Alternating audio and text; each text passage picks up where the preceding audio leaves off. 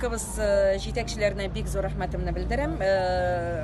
Менә авыр тормышта яшәүче гаиләләргә шундый продуктовый наборлар биргәннәр өчен. Без бүген менә 3нче волна уже шушы наборларны таратабыз.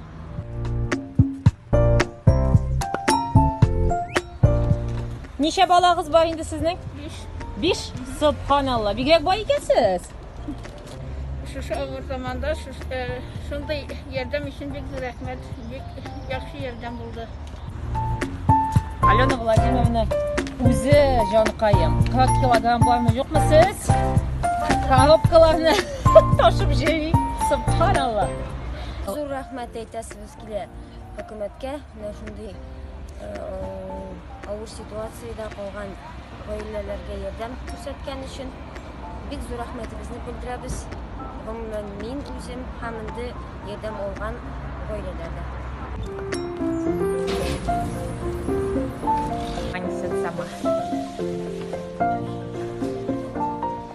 Хочется от нашего поселения высказать слова искренней благодарности президенту нашей республики за выделенные продуктовые наборы.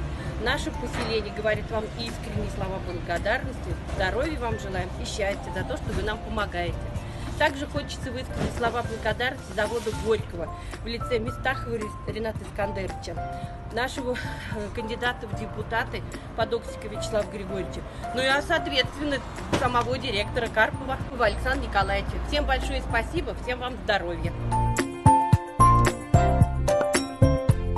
В наш Радовский район привезли более 2000 коробок, а это уже цифры сформированы, списки не менялись. Поэтому все те, кто подали заявки до начала исполнительской акции, они ее получают в полном объеме и, соответственно, непосредственно передаются в руки.